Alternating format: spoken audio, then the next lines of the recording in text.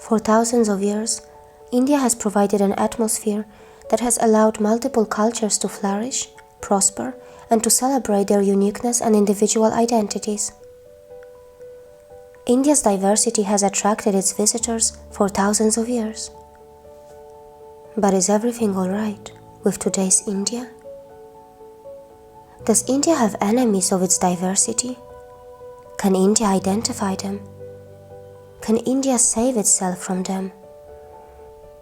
Pluralism is a system that encourages the people who wear different clothes, eat different food, and speak different languages to live together in harmony. But can pluralism survive if we do not save diversity? Have you observed that there are some people who act as the biggest supporters of pluralism, but actually their actions are destroying our diversity? These self-proclaimed progressive people who often claim to be pro-pluralism want us to wear the same type of clothes, eat the same food, and speak the same language, and they are deceitfully turning our beautifully diversified world into a plain and a boring world. They are imposing their lifestyle and their religions on others, and they are doing everything to make the followers of the native traditions feel backward, uncomfortable, confused, and inferior. With every passing year, India is becoming less and less diverse. Its native cultures and traditions are being diluted. The country that is known for its incredible diversity is gradually losing its most cherished treasure. It is losing its languages, its cultures, and even its cuisine. Many Indians have started to feel uncomfortable celebrating their traditional festivals. They are uncomfortable wearing their traditional clothes and speaking their own regional languages.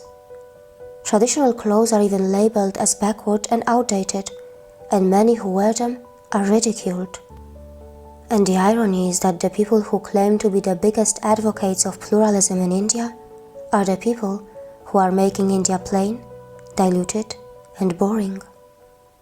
In India, it is estimated that around 220 languages have disappeared in the last 50 years, and another 150 could become extinct in the next 5 decades. UNESCO's Atlas of the World's Languages in Danger indicates that India has 197 endangered languages, more than any other country in the world. We are being homogenized, but how many of us can notice it?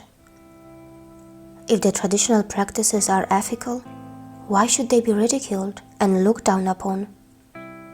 Yes, it is possible to benefit from a positive cultural exchange that does not make anyone feel inferior or superior.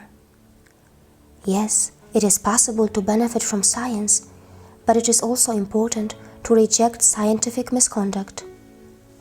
Conversation about ecosystems, species, and cultures is extremely important for the continuation of life on Earth.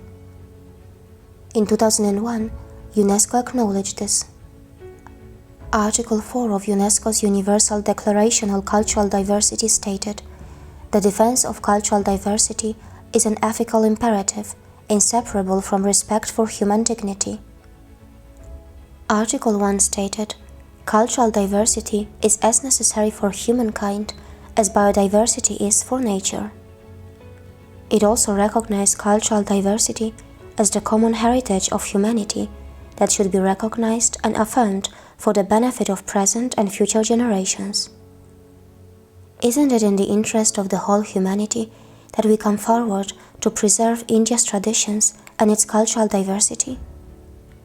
The situation is threatening, but all is not lost yet.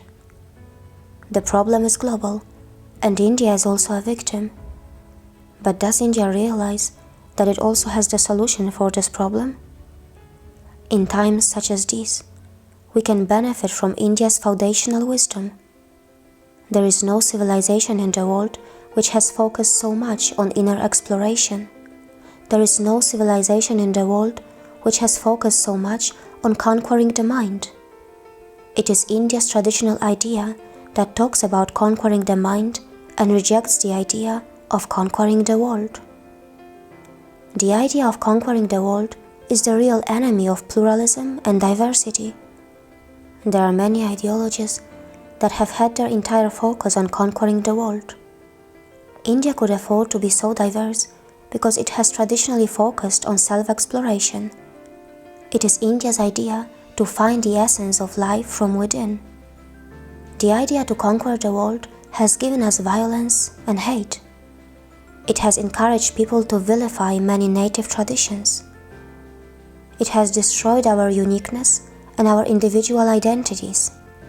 If we can encourage more people to focus on the inward domain, not only should we be able to reduce all sorts of crimes and wrongdoings globally, but we should also be able to preserve our cultural diversities. Let us not forget that we need the system of pluralism only because we are diverse. If there is no diversity, there will be no pluralism. Is it possible that Indians can educate the world about their foundational values and ethos, both of which deal significantly in self-exploration?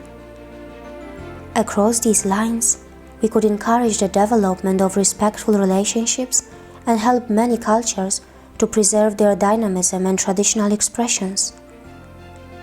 Will India be able to preserve the uniqueness and individuality of its societies and individuals? Will Indians be able to protect their identities from the commercial and religious monoculture? The problem with many people is that they want to leave their own legacy but are not interested in preserving the legacy that was left for them in form of their own heritage. And by the way, why should a citizen of a former colonial power decide what an Indian is and what an Indian should be? See you again.